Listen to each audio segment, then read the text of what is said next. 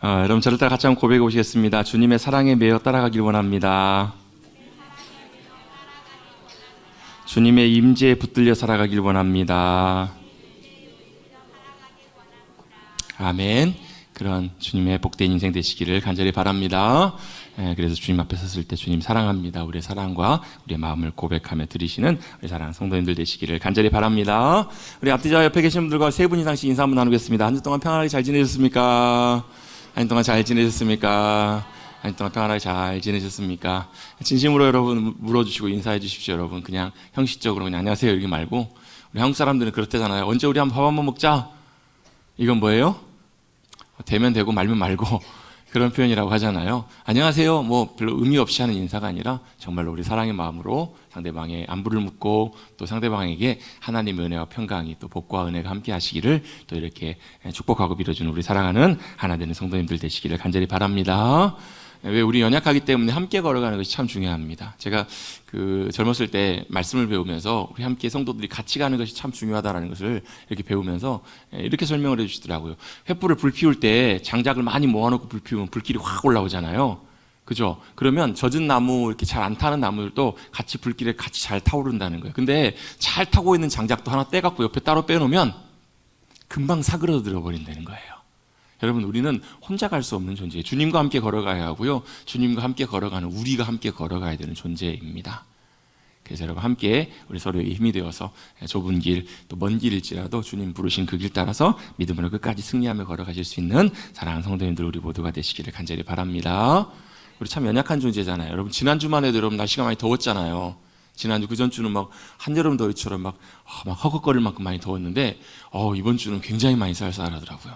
오늘 새벽에는 이게 좀 두꺼운 옷을 꺼내 입어야 되겠다 싶은 생각이 들 만큼 날씨가 많이 굉장히 차가워졌습니다. 여러분 사람들은 그래요. 사람은 환경이 변하면 금방 잘 적응하지 못해요. 좀 시간이 걸립니다. 그래서 느끼기에 어때, 한겨울에 온도가 몇 도 더 떨어지는 것보다 여러분 덥다가 갑자기 추워지면 어떤 게 더 추우세요? 덥다가 갑자기 추워지게 되면 굉장히 더 추위를 우리가 쉽게 춥다고 많이 느낍니다. 왜냐하면 그 추위를 적응할 때까지 우리 몸이 적응해 가는데 시간이 필요하기 때문에 그래요.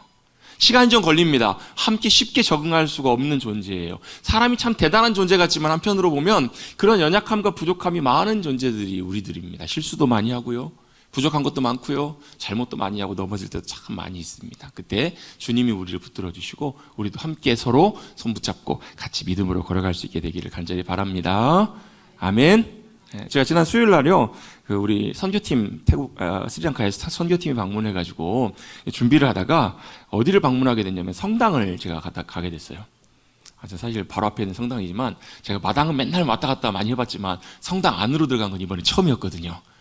로비를 들어가가지고 사무실을 들어갔는데 깜짝 놀랐어요. 제가 왜 갔냐면 우리 선교팀들이 방문하는데 한 20명 정도가 오는데 제가 물어봤더니 대형 버스를 타고 이제 경기도 일정을 마치고 대전을 거쳐서 전주로 온다는 거예요.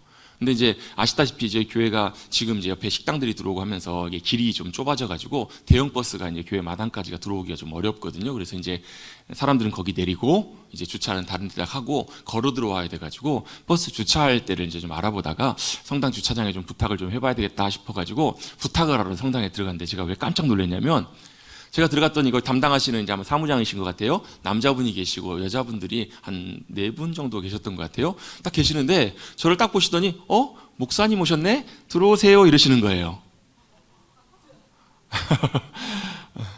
제가 왜 놀랐냐면요, 저는 그분들이 누군지 몰라요.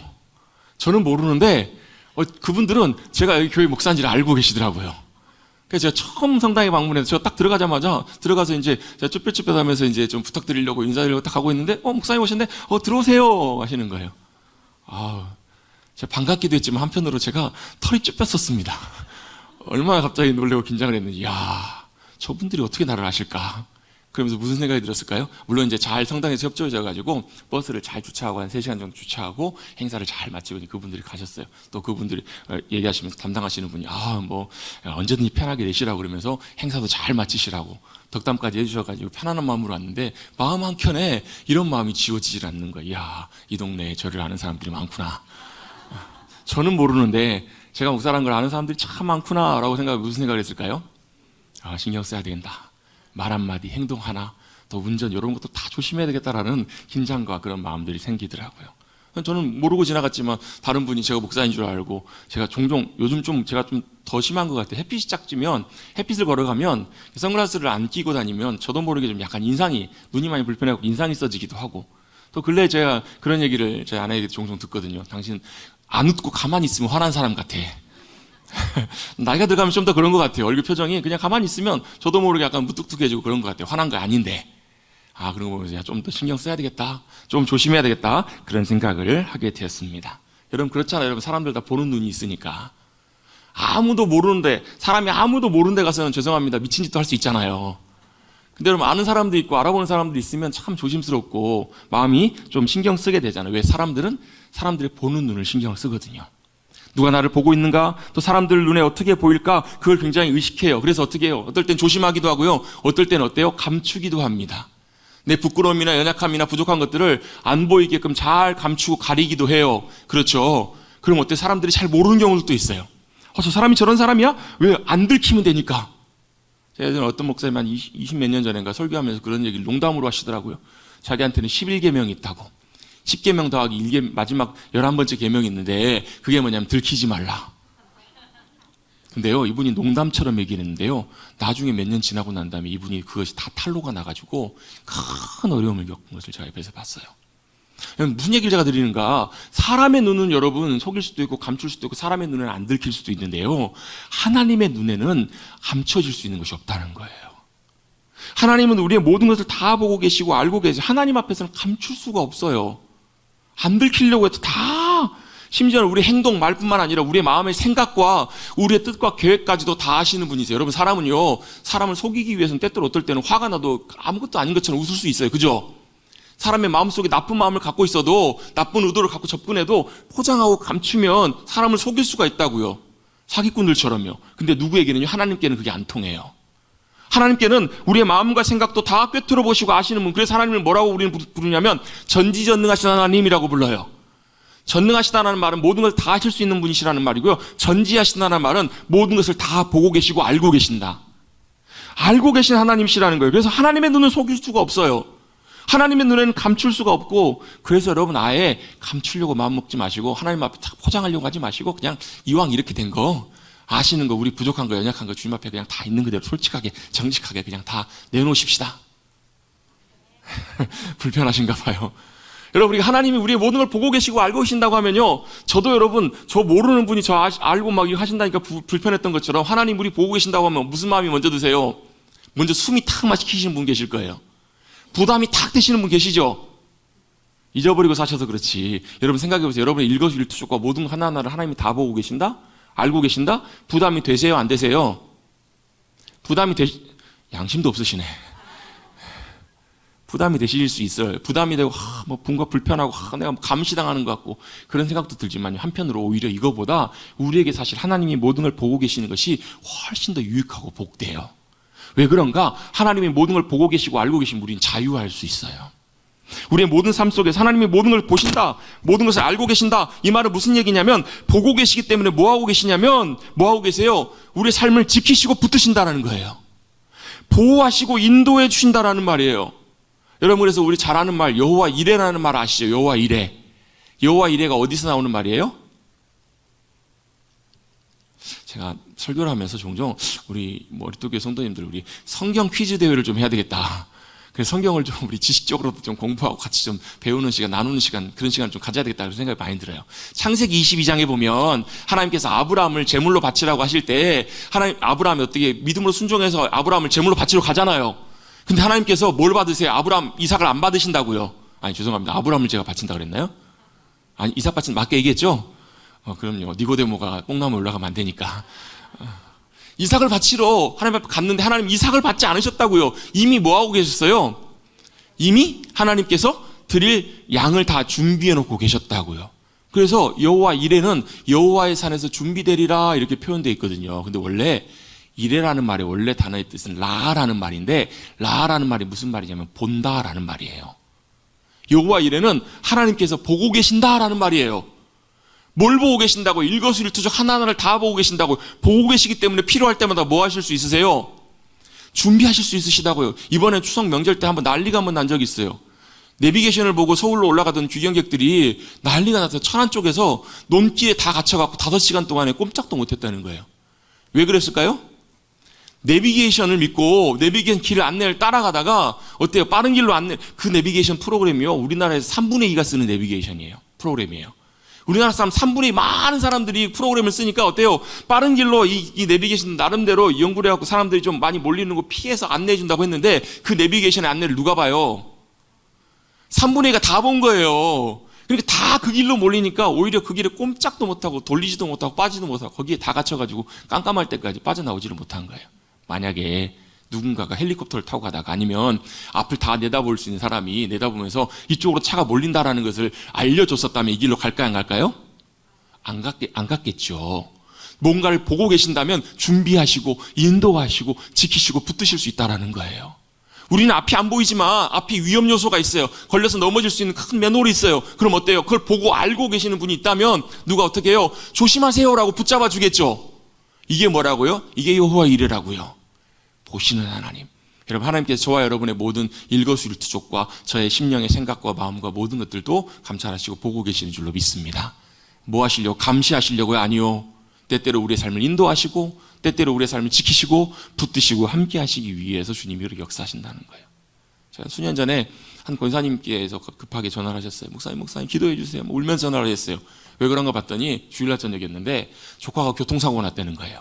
조카가 이제 회사를 다니다가 그만두고 자기 일을 시작해가지고 카페를 오픈해가지고 카페를 하는데 굉장히 좀 잘 됐나 봐요. 근데 카페 일을 마치고 밤에 돌아가다가 집으로 가는 길에 큰 길이 새로 이제 뚫리게 돼가지고 그 길로 이동해서 가는데 그 길이 종종 그렇게 사고가 잘 났나 봐요. 요렇게 커브가 꺾어져서 터널 같은 데를 살짝 지나가지고 큰 이제 그 자동차 전용 도로로 들어가는 그 길이었나 봐요. 근데 이쪽이 이게 코너가 굉장히 좀 깊어가지고 모르는 사람들은 속도를 많이 줄여야 되는데 많이 줄이지를 못해가지고 종종 사고가 난다는 거예요. 그 권사님 조카도 모르고 지나가다가 거기 속도가 너무 빨랐나 봐요. 이걸 이기지를 못하고 좋은 차였는데 옆에 벽을 쫙 치고 가버린 거예요. 그러면서 이제 좀 외제차, 좋은 차였나 봐요. 그 차가 워낙 튼튼한 차여서 이쪽 반이 다 날아갔는데도 이제 목숨은 건졌는데 굉장히 생명이 좀 위독한 상황이라고 기도해달라고 전화가 왔어요. 근데 그 사고가 났을 때 그걸 누가 보고 있었냐면 그 도로 관리하는 그 관제소 거기서 CCTV들이 다 있잖아요. 그럼 마침 그 직원이 그 사고 나는 장면 거기를 우연히 보게 된 거예요.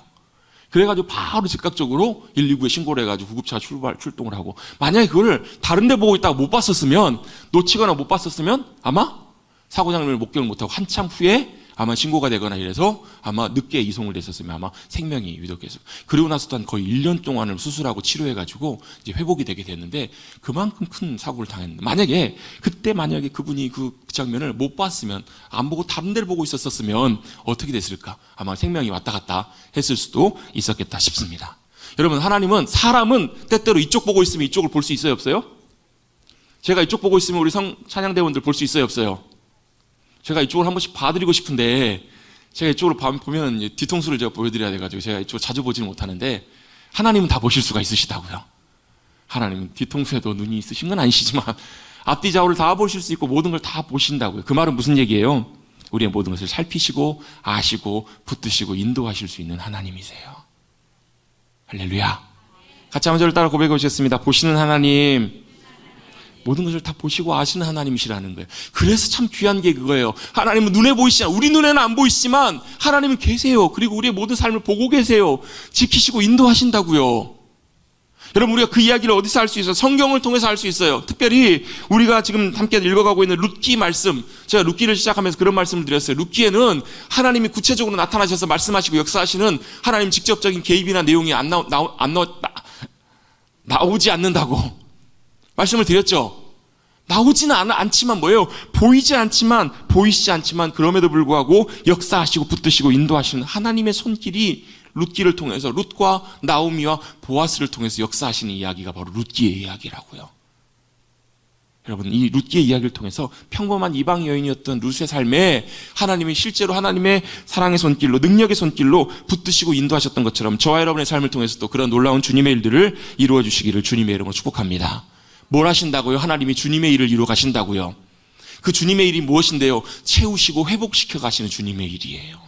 주님의 능력의 손길로 그 일을 이루신다고요. 자, 우리 이야기의 첫 시작으로 잠깐만 돌아가 봅니다. 첫 시작이 어때요? 엘리멜렉 가정, 엘리멜렉과 나오미가 두 아들 데리고 어려움이 생기니까 잘 살아보겠다고. 아마도 추측컨대 엘리멜렉 가정은 좀 경제적으로 좀 부유한 가정이었던 것 같아요. 좀 여유가 좀 있었던 것 같아요.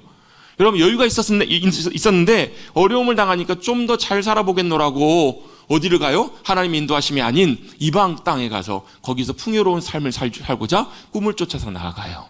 그런데 어떻게 되죠? 오히려 잘 살아보겠다고 갔던 그 길이 돌아올 때는 빈털터리로 돌아오는 그런 안타까운 가정의 일들로 돌아오게 됩니다. 여유로웠던 집안이었던 것 같지만 결국은 뭐예요? 낯선 땅에서 남편도 죽고 아들들도 다 죽었습니다. 풍성함과 풍요로움과 행복을 바라면서 나갔던 길이었는데 오히려 빈손으로 모든 걸 다 잃고 돌아와요. 여러분, 이게 단편적으로 여러분, 우리가 하나님의 인도하심 따라가지 않고 우리 마음대로 하나님 떠나서 멀어지면 결국은 풍요로 많은 것을 쥐고 누릴 수 있을 것 같지만 실제로는 어때요? 빈손 되는 게 여러분 훨씬 더 빨리 찾아와요. 탕자가 여러분 어때요? 아버지 집에 있을 때는 풍요로움과 풍성한 것들 다 누리고 살았지만 아버지에게 재산 받아가지고 아버지 어차피 돌아가시면 절반은 제 거잖아요. 유산 주실 거잖아요. 미리 좀 주세요 해가지고 유산 받아가지고 아버지를 떠났더니 어때요? 금방 빈털털이 돼버리잖아요. 여러분, 돈 떨어지니까 사람도 다 떠나잖아요. 다 떠나고 어때요? 어려움이 오니까 먹을 것이 없어 돼지와 먹을 것을 같이 다투어야 되는 그런 비참한 인생의 길이 됐던 것처럼 마찬가지로 엘리멜렉과 나오미의 가정은 주님 떠났더니 거기서 빈털터리가 돼서 돌아오게 돼요. 결국 누구만 남아요? 나오미 혼자만 남아요. 손에 아무것도 없는 유일하게 누구만 남아요? 며느리였던 룻만 남아서 함께 룻과 돌아오게 돼요. 그런데 이 빈털터리가 돼서 돌아오는 이 나오미에게 누가요? 룻이 믿음의 여인이었던 이방 여인이었지만 참 룻이 귀한 것이 누구를요? 처음에는 어머니를 공경해서 어머니 때문에 돌아오게 된 거지만 실제로는 그의 고백 속에 보면 뭐가 있어요?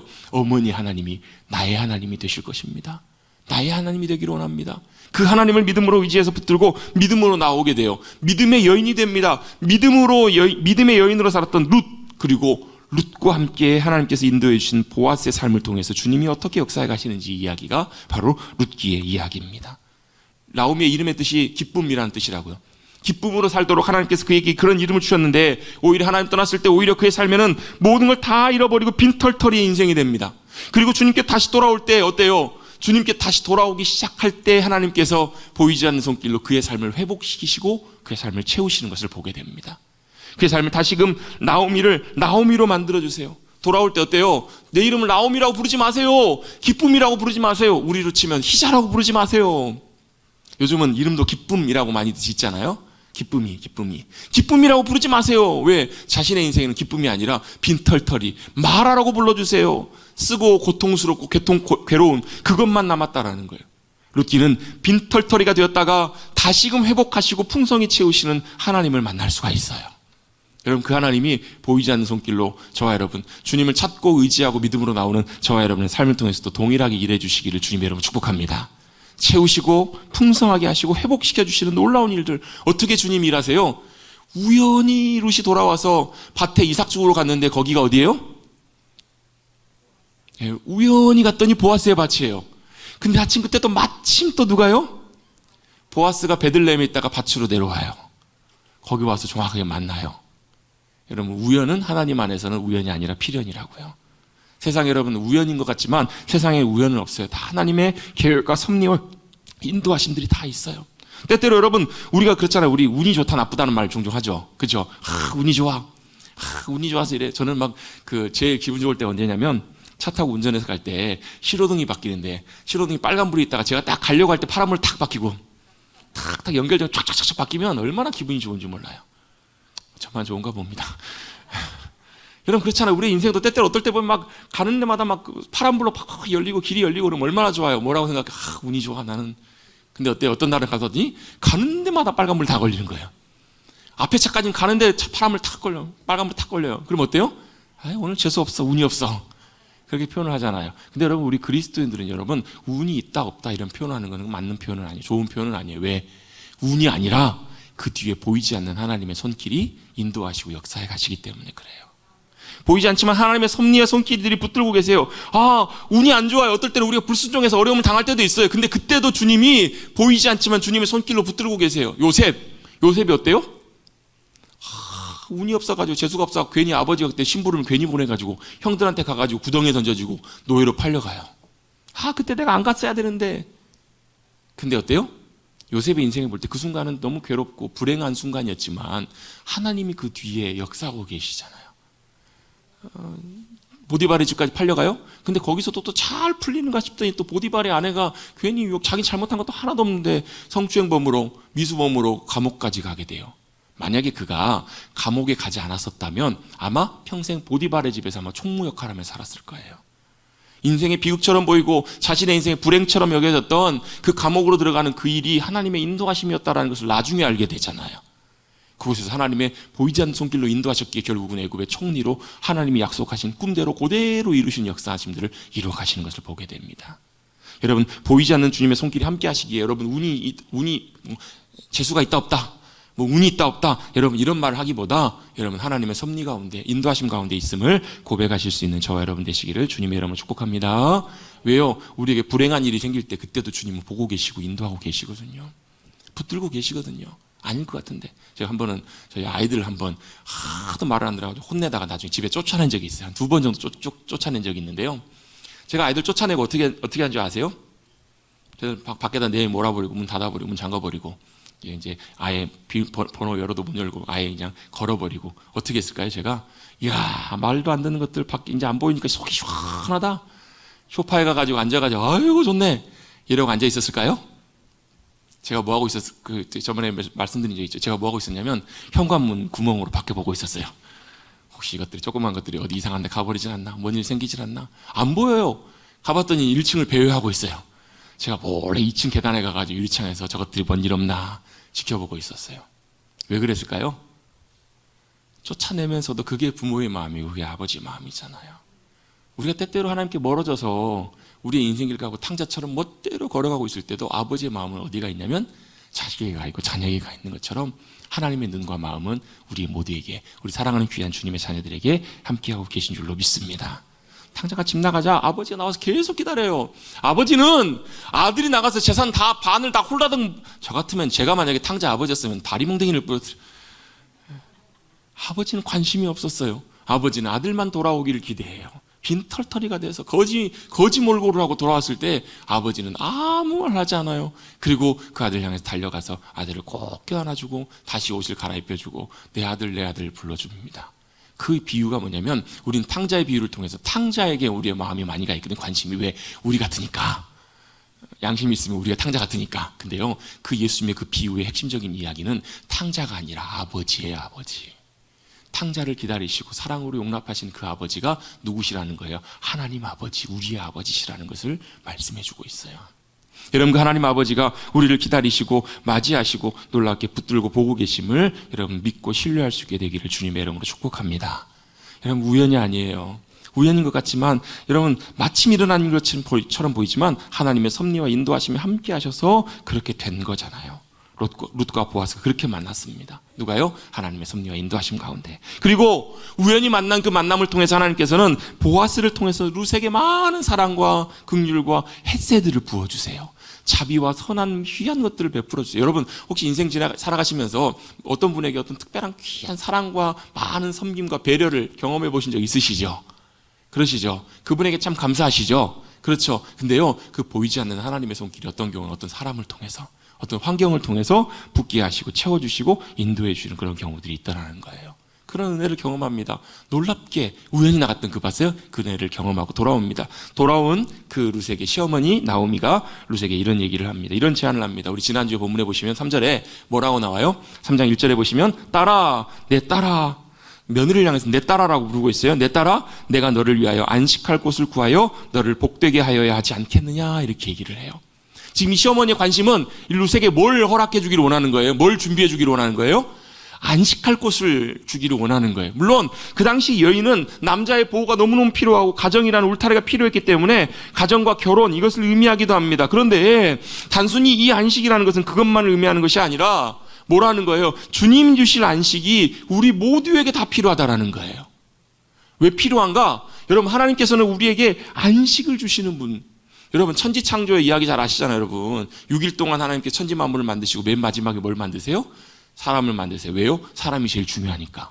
또 왜 사람이 하나님께서 만드신 모든 천지 만물 가운데 거기에 두시려고 하나님께서 사람을 맨 마지막에 만드세요. 그리고 뭘 선포하시냐면 안식을 선포하세요. 안식. 그건 뭐예요? 하나님이 이제 모든 걸 다 이루셨다, 완성하셨기 때문에 할 필요가 없다는 거예요. 여러분 생각해 보세요. 여러분 집에서 큰 이렇게 잔치를 벌려가지고 행사를 벌려가지고 집에서 막 손님들이 와가지고 막 맛있게 식사를 다 했어. 얼마나 좋아요. 막 준비하시는데 수고하셨지만 많은 분들이 식사하고 나면 기분 참 좋잖아요. 그래서 막 다 가고 막 반갑게 다 이제 환송하고 보내고 나서 다 기분 좋게 돌아왔는데 뭘 보는 순간이요? 싱크대에 쌓여있는 요만큼의 설거지를 거리를 보는 순간에 마음이 어때요? 마음이 심란해. 다들 기쁨으로 설거지를 하실 표정이신가 봐요. 우리 권사님들, 집사님들 그러시잖아요. 우리 여성분들 설거지 보시면 어떠세요? 심란하시죠? 한숨도 나오시고 그러실 거예요. 그거 어때요? 막 다 그냥 귀찮다 해가지고 뒤집어 놔두고 그냥 소파에 앉아서 잠깐 쉬고 TV 보고 잠깐 있을 때 설거지 해야 되겠다는 부담감 때문에 일어나고 설거지를 하러 딱 갔더니 누가 다 해버린 거예요. 어후. 요즘 뭐 식세기가 있어가지고 식기세척기가 다 해주기도 하는데, 여러분 생각해보세요. 여러분이 해야 될 게 막 산더미처럼 쌓이는데 누가 이러면 다 해놓고 나면 해구도 하고 나면 어때요? 마음이? 진심이신 것 같습니다. 마음이 평안하고 좋으시잖아요. 그게 뭐라는 거예요? 그게 하나님의 안식이에요. 하나님의 안식이라는 말은 하나님이 다 하셨기 때문에 우리가 할 필요가 없어요. 근데 뭐요? 지금 그 안식이 깨어져 버렸잖아요. 죄로 인해서 깨어져 버려서 우리에게 그 안식이 없기 때문에 우리가 늘 불안한 거예요. 우리가 늘 조바심이 나는 거예요. 그래서 우리가 그 안식을 위해서 뭐 하려고요? 돈 많이 벌고 건강관리하고 하는 이유가 뭐라는 거예요? 그 안식이 없으니까 불안하니까 그 안식을 찾기 위해서 열심히 노력하고 있는 거예요. 여러분에게 그 안식의 자리가 어디십니까? 어디세요? 어떤 경우는 가정이기도 해요. 어떤 경우에는 결혼해서 가정이 우리의 안식이기도 해요. 여러분 기도하는 분들은 봤더니요, 기도하시는 분들은 기도하는 그 자리가 안식처더라고요. 기도하는 그 자리가 안식의 자리더라고요. 여러분 그런 기도의 은혜를 누리시기를 주님으로 축복합니다. 여러분이 어떤 자리에 있어도 여러분이 주님 찾고 기도하는 그 자리로 나갈 때 그곳이 세상에서 비교할 수 없는 정말 귀한 안식처가 되시기를 바랍니다. 왜요? 주님이 우리에게 그런 안식처를 주기를 원하시기 때문에. 여러분 사람이 때때로 어떨 때는 당황할 때가 있잖아요. 막 갑자기 무슨 일이 생기면 걱정하고 염려가 되면 어때요? 마음이 막 불안해지고, 그러면 여러분 마음의 불안함과 이런 감정들이 생기면요, 우리 몸에 교감신경, 부교감신경 막 작동을 해가지고, 교감신경 작동하면 어때요? 심장을 빨리 뛰어라. 야 급박한 상황이야. 심장 빨리 뛰어. 막 혈액순환도 빨리빨리 돌게 만들고 사람의 몸을 막 긴장시키고 이래요. 그럼 어때요? 사람이 긴장하고 불안해요. 막 심장이 벌렁벌렁 막 뛰잖아요. 그럼 누가요? 옆에 있었던 사람이 와가지고 이렇게 얘기해 주는 거예요. 다독거리면서 괜찮아, 진정해, 이렇게 얘기하죠. 그래도 안 되면 어떻게 해요? 자, 나를 따라서 해봐. 자, 숨 한번 천천히 들이쉬어봐. 내쉬어봐. 나를 따라 천천히 해봐. 여러분 호흡을 천천히 들이마시고 들이내쉬면 어떤 해봐야 될 것 같아요. 다들 표정들을 보니까. 그럼 어떻게 돼요? 우리의 몸이 그 호흡에 따라서 조금씩 이렇게 차분해져요. 가라앉아요. 불안했던 우리의 몸의 상태와 모든 것들이 조금씩 안정되기 시작해요. 그러면서 몸도 마음도 조금씩 차분해집니다. 왜요? 그게 바로 안식이기 때문에 그래요.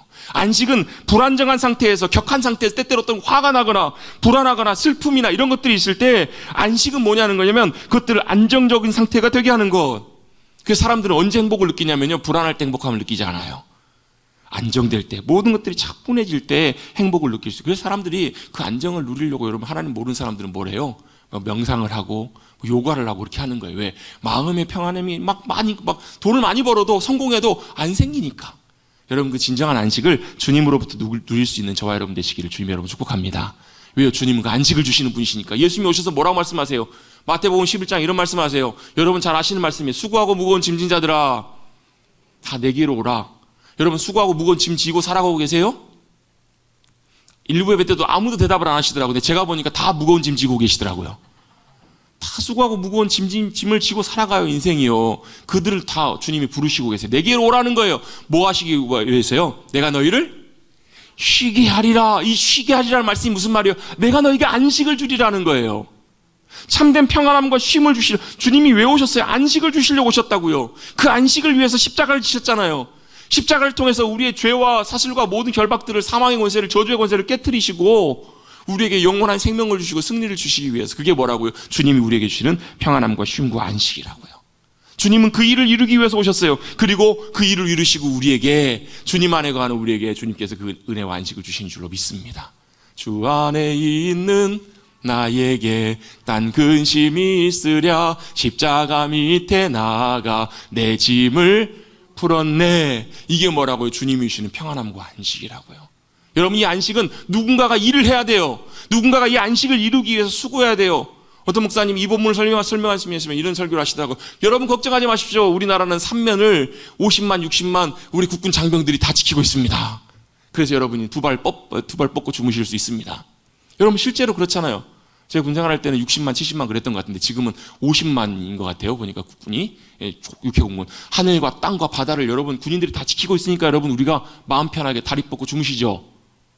여러분 혹시 주무실 분 주무시면서 밤에 혹시라도 전쟁 나고 쳐들어오면 어떻게 하나? 적군들이 쳐들어와가지고 막 여러분 하마스처럼 여러분 있잖아요. 하마스처럼 쳐들어와서 날 잡아오면 어떻게 하나? 걱정하지 마십시오. 아무나 안 믿으시네요. 국군들이 다 지키고 있어요. 또 누가요? 24시간 경찰분들이 또 24시간 소방대원, 구급대원들이 언제든지 지키고 준비하고 있잖아요. 누군가가 우리를 지키고 있기 때문에 우리가 발 뻗고 편안하고 안식을 누릴 수 있는 것처럼 하나님께서는 창조의 놀라운 안식을, 깨어져 버린 안식을 다시금 회복시키시기 위해서 이 땅에 오셨고 주님은 우리에게 그 안식을 회복시키시고 새롭게 하시는 주님이신 줄로 믿습니다. 그 회복 역사를 누굴요? 본문에서는요, 룻기에서는요, 보아스를 통해서 주님이 그 일을 이루세요. 그래서 여러분 우리 지난주에 보면 룻에게 나오미가 이렇게 가라 하고 다 얘기를 해줘요. 가서 사람들이 안 볼 때 밤이 어두울 때 보아스가 우리 기업을 우리 가정을 책임져줘야 될 사람 중에 한 사람이니까 가서 이불 발치를 들고 들어가 있어라 누라 이렇게까지 다 얘기를 해줘요. 그래서 룻이 가서 실제로 그렇게 하잖아요. 조심히 들어가서 이렇게 얘기를 합니다. 그렇게 갔을 때 어때요? 나중에 보아스가 깜짝 놀래요. 여러분 주무시고 계신데 갑자기 누가 낯선 사람이 옆에서 누워 계시면 어떠세요? 이거 누구세요? 이러실까요? 막 화들짝 놀라실 거예요. 보아스도 깜짝 놀랐던 것 같아요. 너는 누구냐? 이랬더니 룻이 뭐라 그래요? 저는 여종입니다. 당신이 우리 집안의 기업을 책임져 줄, 우리 가정을 책임져 줄 사람입니다. 이렇게 얘기를 해요. 보아스가 그 얘기를 딱 듣자마자 어때요? 딱 알아채요. 그리고 룻이 뭐라고 얘기를 해요? 당신의 옷자락으로 나를 덮어주옵소서. 당신의 옷자락, 이건 뭐예요? 나를 받아주십시오. 나를 당신의 보호 아래에 두게 해주십시오. 나를 당신의 보호 안에 거하게 해주십시오. 그래서 여러분 보아스에 하는 이 모든 일들이 사실은 뭐냐면, 자 보세요. 나오미, 룻, 보아스가 나와요. 그죠? 나오미는 어찌 보면 우리의 인생과 같아요. 주님 멀리 떠났다가 빈털터리가 돼버렸어요. 아무것도 없어요. 공허해요. 근데 누구예요? 믿음의 여인이었던 룻의 믿음의 삶의 순종을 통해서 누가요? 보아스가 그 모든 일들이 이루어져요. 즉 우리의 믿음의 순종과 삶을 통해서 하나님께서 놀랍게 보호하시고 책임져 주시고 역사해 주시는 귀한 은혜를 이 룻기의 이야기를 통해서 볼 수 있는 거예요. 보아스가 룻의 제안을 받아들입니다. 쉽지 않는 이제 보아스도 바로 이 얘기를 눈치를 챘어요. 이런 얘기를 합니다. 룻에게 무슨 얘기를 하냐면, 네가 전에 베풀었던 그런 인애보다 전에 네가 네 시어머니에게 사랑과 희생으로 헌신으로 네가 했던 그 귀한 사랑의 순종보다 일들보다 지금 네가 하고 있는 사랑과 인애의 일들이 훨씬 더 귀하다라는 거. 무슨 얘기냐면 자기 자신을 위해서 그러는 것이 아니라 시어머니와 그 시어머니의 가문 기업을 위해서 자기가 이렇게 하고 있다는 것을 보아스가 바로 눈치를 챈 거예요. 알아챈 거예요. 그리고 나서 걱정하지 말라고 얘기를 합니다. 여러분 주님께서 보아스의 옷자락을 통해서 룻을 덮어주셨던 것처럼 저와 여러분이 주님의 옷자락 가운데 거하는, 주님이 우리를 지키시고 보호해 주시는 귀한 은혜를 경험할 수 있게 되기를 주님의 이름으로 축복합니다. 그게 보아스가 옷으로 이렇게 덮어준다는 것은 보아스가 룻을 책임져 준다는 얘기예요. 그리고 나서 그냥 보내지 않아요. 그리고 나서 그가 어떻게 하는가? 이렇게 얘기를 합니다. 14절입니다. 룻이 새벽까지 그의 발치에 누웠다가 사람이 서로 알아보기 어려울 때에 일어났으니 보아스가 얘기를 해줘요. 사람이 당신이 여기 들어왔다는 것을 알지 못하게 하십시오. 그리고 나서 15절입니다. 15절 같이 한번 읽어보겠습니다. 시작. 보아스가 이르되 내 겉옷을 가져다가 그것을 펴서 잡으라 하매 그것을 펴서 잡으니 보리를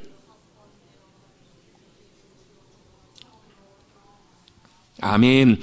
자, 그냥 보내지 않고 보아스가 옷을 이렇게 펴라고 해요. 지금 같았으면 뭐 종이백도 있고 비닐봉투도 있고 그래서 거기다가 아마 담아줬겠죠. 잘 들고 갈 수 있도록. 근데 그 당시에는 그런 게 없잖아요. 그러니까 어떻게 해요? 여인의 치맛자락, 옷자락에다가 여기다가 보리를 6번 되어주는 거예요. 여러분 우리 지난주에 그 이삭을 줍다가 그 룻이 하루에 얼마만큼 걷었다고? 한 에바, 한 돼, 한 말 22리터 정도 되는 양을 이렇게 수확을 했다고. 엄청나게 많은 양이죠. 근데 오늘 퍼주는데 6번을 되어줘, 6배를 버텼으니까 그것도 한 상당히 많은 양일 거예요.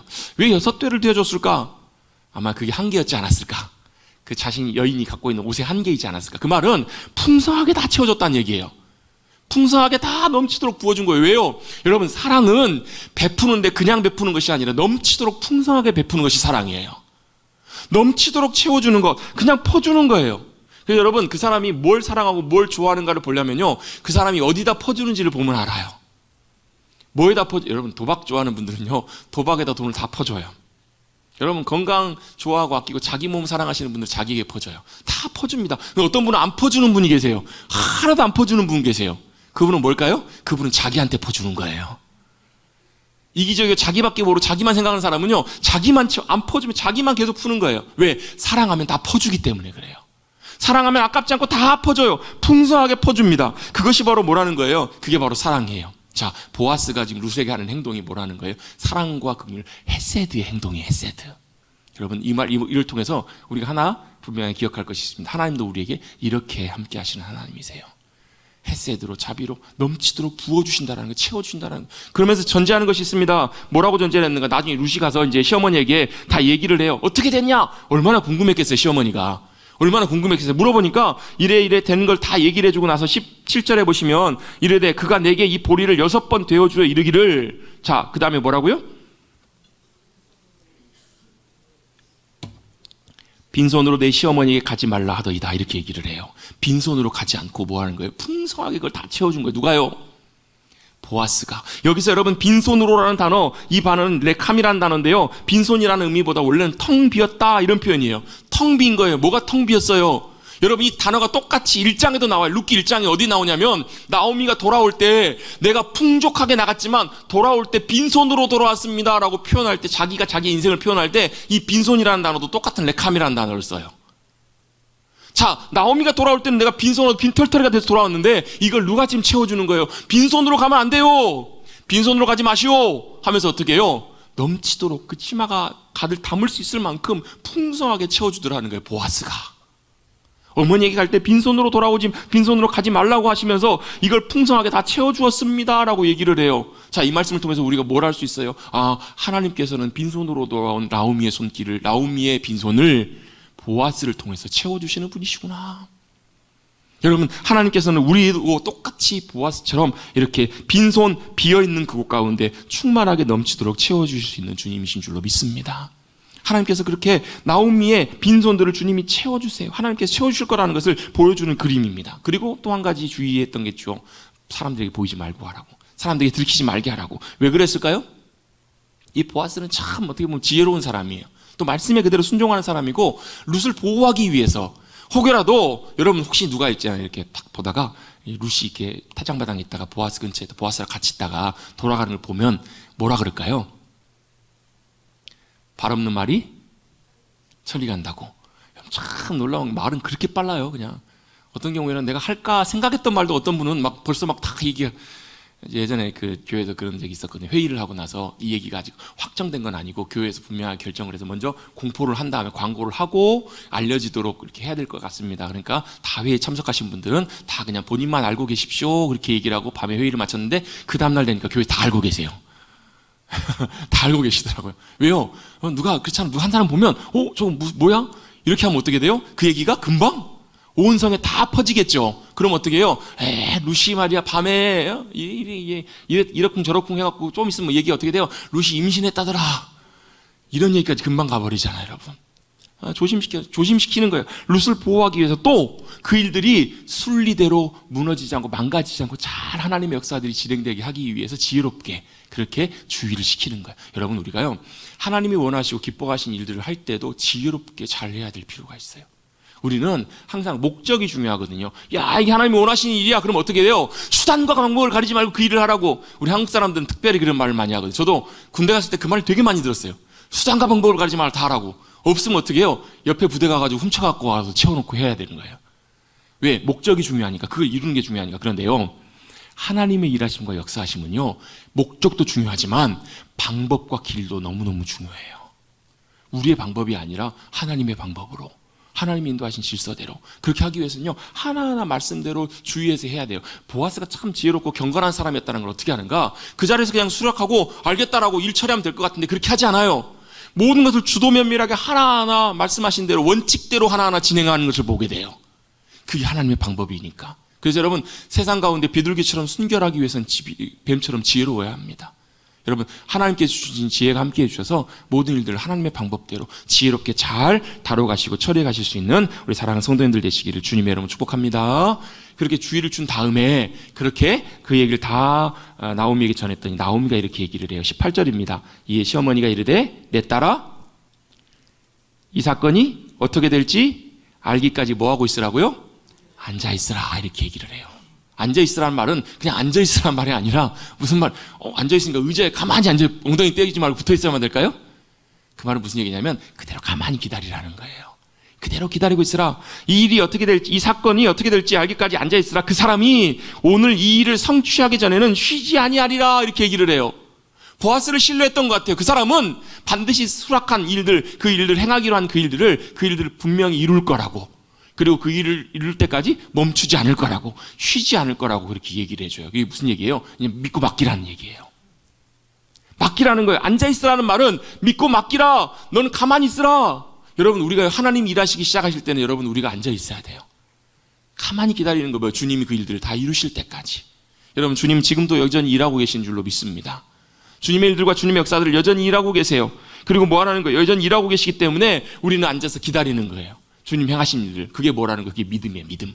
같이 한번 고백해 보시겠습니다. 믿음.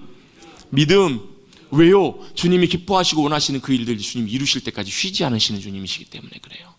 요한복음 5장에 보면 예수님께서 내 아버지께서 일하신다, 지금도 일하신다, 여전히 일하신다고 말씀하세요. 무슨 일을 하세요? 우리를 영원한 안식으로 인도하시고 우리를 놀라운 생명과 승리로 이끌어 가실, 우리를 회복해 가실 그 일들을 주님이 여전히 일하고 계시기 때문에 예수님께서 일하신다고. 우리는 그럼 뭐 하는 거예요? 믿음으로 기다리는 거예요. 믿음으로 주님이 놀라운 역사하심들을 이루어 가실 것들을 믿음으로 기다리는 거, 그게 믿음이에요. 자, 여기서 보시면요, 하나만 좀 살펴보시면 이 사건이 어떻게 될지, 그리고 또 오늘 이 일을 성취하기 전에는 이 나오죠. 이 사건과 이 일이 나오잖아요. 그죠? 사건과 일이 뭐예요? 지금 보아스가 이 나오미의 집에 기업을 책임지고 모든 일들을 감당하는 일들, 그래서 룻까지 책임져 줘야 되는 이 일을 말하는 건데요. 원래 성경의 원어에 보면 이 사건도 마찬가지고 이 일도 마찬가지고 사건과 일이 아니라 다바르라는 단어를 쓰고 있어요. 다바르라는 말은 무슨 얘기냐면 말이라는 말씀. 그래서 하나님의 말씀할 때는 다바르라는 이 단어를 하나님의 말씀으로 써요. 즉 하나님의 말씀을 이루신 것처럼 이 사람이 한 이 말을 다 이룰 때까지, 이 일을 성취할 때까지 뭐 한다라는 거예요? 쉬지 않고 그 일들을 이루어갈 사람이라는 거예요. 보아스가. 여러분, 이게 보아스가 왜 하나님의 성품을 담고 있다고 제가 말씀드리냐면 하나님께서도 마찬가지세요. 말씀하신 바를 이루시고 성취할 때까지 역사하시고 일하시는 분이 하나님이세요. 할렐루야. 그분은 하나님의 신실하심, 하나님의 말씀에 놀라운 약속과 능력이 그거예요. 그리고 나서 장면이 바뀝니다. 4장 넘어가면 이제 성문으로 가요. 성문은 뭐 하는 자리냐면 중요한 결정을 하는 자리, 재판을 하는 자리, 이 자리예요. 사람들 초청합니다. 장로들을 초청하고 기업 물을 자를 부릅니다. 뭐 하기 위해서? 그 일을 이루기 위해서. 그러면서 그 기업 물을 자에게 이렇게 얘기를 합니다. 당신도 알고 있는 것처럼 이 나오미의 집에 이런 일들이 있는데 이 나오미의 집에 기업을 회복하고 그 땅과 모든 것들을 원래 원상복귀 시켜야 할 책임이 먼저 당신에게 있습니다. 당신이 그 기업을 물으실 겁니까? 책임지실 것입니까? 라고 물을 때 이 사람이 어떻게 돼요? 어떻게 해요? 예스라고 얘기를 해요. 예, 제가 책임지고 내가 물으리라, 내가 책임지리라, 이렇게 표현을 해요. 그렇죠. 그럼 좋은 거 아니에요? 이 사람이 왜 이렇게 얘기를 했을까? 근데 그리고 나서 보아스가 바로 이어서 얘기를 합니다. 그런데 그 땅뿐만 아니라 이 룻도 책임져서 룻을 통해서 그 집안에 아들을 낳게 하고 그 아들을 통해서 그 기업과 모든 것들이 내려갈 수 있도록, 유산을 물려받을 수 있도록 그렇게 하셔야 됩니다. 이렇게 얘기를 해요. 그 말은 무슨 얘기냐면 자기에게 득될 게 없다라는 거예요. 죽 서서 그 룻을 다 줘야 되는 거예요. 자기에게 이득이 될 게 없는 거예요. 그 사람이 고민해봐요. 고민하고 나서 내 기업에 손해가 있을까요? 나를 위하여 무르지 못하겠노라, 이렇게 얘기를 해요. 뭘 한 거예요? 계산해보는 거예요. 계산해봤더니 자기에게 손해가 될 것 같으니까 못할 것 같다고 손을 놓고 그 책임을 보아스에게 넘겨요. 보아스는 기꺼이 그 책임을 감당합니다. 여러분, 사랑은요, 계산하지 않는 거라고요. 사랑은 따져보지 않습니다. 사랑은 손해볼 것 말 것, 내 이득이 되는가 안 되는가, 그걸 여러분 계산하지 않아요. 기꺼이 손해를 감수하면서도 다 감당하는 것이 여러분 사랑이에요. 여러분, 자녀가 아픈데 병원을 갔더니 이 치료약이 나왔는데 이 치료약이 임상치료약이라서 너무너무 비싸다고, 2억이라고. 그럼 여러분 어떻게 하시겠어요? 할 수만 있는 대로 빚을 얻어서라도 여러분 그 약을 어떻게든지 구하려고 하시겠죠. 여러분 그 돈이 작은 돈이 아니고 엄청난 손해인데도 불구하고 뭐 때문에? 자식을 사랑하는 그 사랑 때문에 하는 거잖아요. 사랑은 계산하지 않아요. 이득을 따져보지 않아요. 이 기업은 물을 자 아무개라고 표현된 이 사람은 뭐 한 거예요? 자신에게 손해가 될까 봐 그걸 하지 않아요. 거절한다고요. 결국 그 권한이 보아스에게 넘어가게 됩니다. 보아스는 기꺼이 손해가 될 것을 알면서도, 자기 것이 되지 않을 것을 알면서도 기꺼이 그 권한, 그 기업 물을 자의 권한을 자기가 책임지고 룻까지 다 책임지는 역사를 경험하게 됩니다. 여러분, 이 아무개라는 사람의 이름이 뭐였을까요? 아무개예요, 아무개. 왜요? 중요하지 않은 인물이기 때문에 그냥 무명의 이름으로 지나가 버려요. 만약에 그가 손해볼 걸 알면서도 기꺼이 본인이 사랑의 마음으로 헌신해서 희생해서 그 기업을 책임졌었다면 어쩌면 그 사람의 이름이 성경에 기록되어 있을지도 몰라요. 왜? 그 족보가 무슨 족보가 돼요? 다윗의 족보가 되고 예수님의 족보가 되었으니까. 그런데 그가 그걸 거절해요. 계산하면서. 그가 따져보면서 자기에게 손해가 될 것 같으니까 그걸 감당하지 않아요. 그런데 보아스는 기꺼이 사랑의 마음으로 그것을 받아들이고 책임을 졌을 때 다윗의 증조 할아버지가 돼요. 그리고 예수님의 족보에 이름이 올라가는 놀라운 일들을 경험하게 됩니다. 이게 왜 중요하냐면요, 하나님의 사랑도 그런 사랑이기 때문에 그래요. 계산하지 않으세요. 따져보지 않으세요. 손해가 보실지 전혀 생각지 않으시고 오로지 직진이세요. 사랑하시는 영혼들, 사랑하는 저와 여러분을 위해서 계산하지 않고, 그러니까 여러분 죽기까지, 십자가에 죽으시기까지 우리를 사랑해 주시잖아요. 그럼 사랑은 계산하지 않습니다. 왜? 그게 하나님의 사랑이기 때문에 그래요. 여러분, 오늘 말씀을 통해서 여전히 지금도 일하고 그 역사를 이뤄가시는 하나님을 믿음으로 신뢰할 수 있게 되기를 주님의 이름으로 축복합니다. 보아스는 그 일을 멈출 때까지, 쉬지 않고 그 일을 이룰 때까지 멈추지 않고 그 일들을 잘 감당하고 이루어져서 그 룻의 가정에, 또 나오미의 가정에 진정한 안식과 회복의 역사를 이루어 줍니다. 그걸 누가요? 뒤에서 역사하시는 하나님께서. 여러분, 하나님께서 저와 여러분의 심령과 삶을 통해서도, 가정을 통해서도 회복시키시고 새롭게 하시는 그 일들을 계속 이루어 주시기를, 놀랍게 나타내 주시고 역사해 주시기를 주님의 이름으로 축복합니다. 우리도 믿음으로 순종하고 사랑으로 기꺼이 감당함으로 그 주님의 사랑을 경험하시고, 또 우리의 사랑이 필요한 이들에게도, 여러분 이번에 수요일날 스리랑카에서 아이들이 왔잖아요. 근데 우리 권사님들과 많은 우리 장로님 집사님들과 섬겨주시면서 아이들이 먹는 걸 보면서 너무너무 좋아하세요. 더 먹기를 바라는 마음, 아깝지 않게 다 퍼주는 마음. 왜? 그게 사랑의 마음이니까. 여러분, 그 사랑의 마음으로 우리 많은 영혼들도 사랑하시는 사랑하는 성도님들 우리 모두가 되시기를 다시 한번 주님의 이름으로 축복합니다. 하나님 감사합니다. 오늘도 예배 자리에 나올 수 있도록 인도하여 주시고, 룻기의 말씀을 통해서 보이지 않는 손길로 역사하시고 붙드시고 일하시는 그 주님을 다시 한번 만나고 경험하게 하여 주시니 감사를 드립니다. 여전히 역사하고 계신 하나님 앞에서 우리의 인생과 삶이 주님의 손길 가운데 있음을 다시 한번 믿음으로 확신하며, 믿음으로 주님을 신뢰하여서 우리에게 영원한 안식을 주시고 진정한 평안함과 기쁨을 주시며 우리의 삶을 회복시키시고 풍성한 것들로 채워가시는 그 주님을 우리의 삶의 자리에서도 경험하고 만나는, 그래서 그 주님을 증거하며 높이며 경배하며 영광 올려드리는 복된 우리의 삶이 되게 하여 주시옵소서. 믿음의 여인이었던 룻, 그리고 놀라운 하나님의 사랑과 긍휼을 베풀었던 보아스처럼 우리도 우리의 삶에 이 아름다운 이야기들이 우리의 이야기가 되는 귀하고 복된 삶을 살아가게 하여 주시옵소서. 인도해 주시고 함께해 주실 주님께 모든 걸 믿음으로 맡기고 의지하오며 감사드리며 예수님의 이름으로 기도드리옵나이다. 아멘.